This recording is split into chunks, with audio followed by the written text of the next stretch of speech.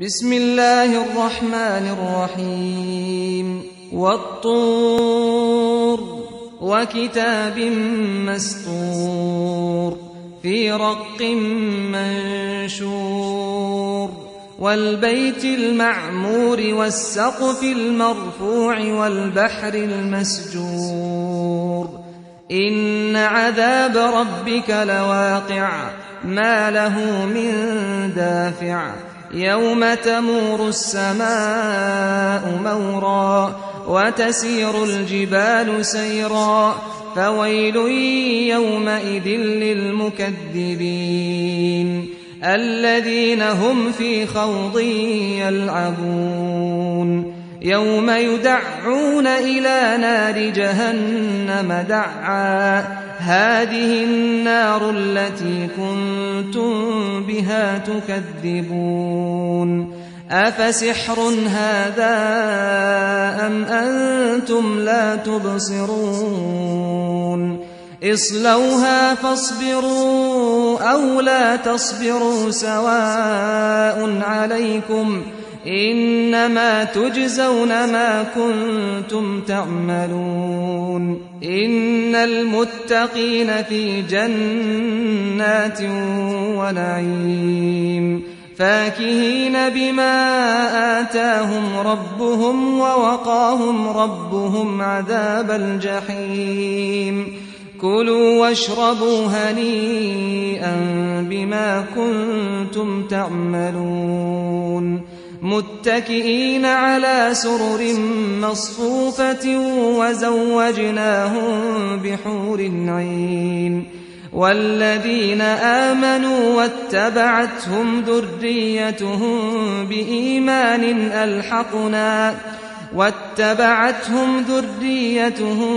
بإيمان ألحقنا بهم ذريتهم وما ألتناهم من عملهم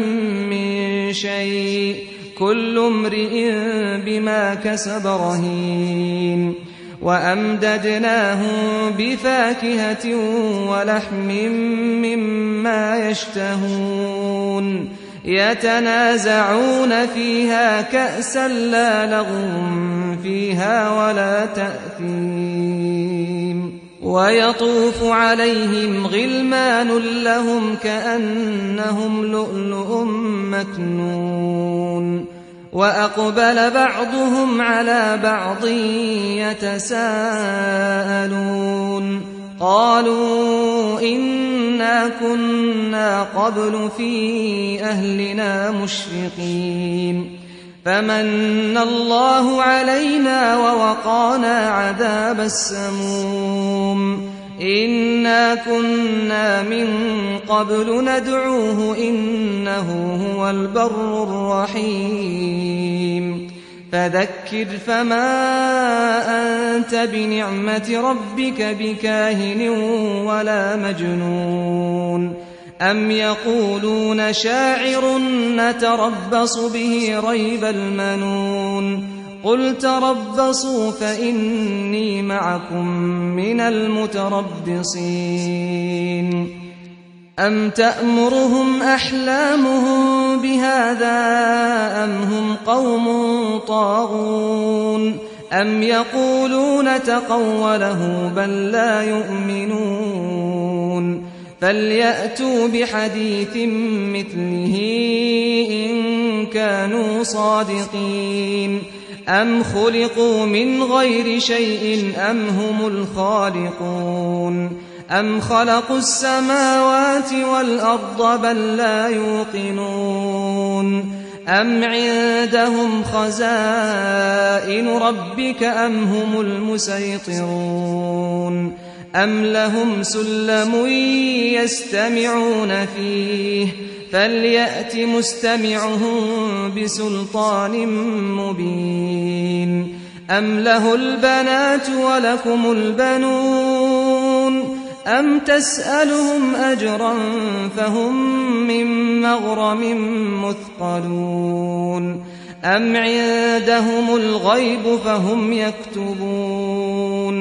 أم يريدون كيدا فالذين كفروا هم المكيدون أم لهم إله غير الله سبحان الله عما يشركون وإن يروا كسفا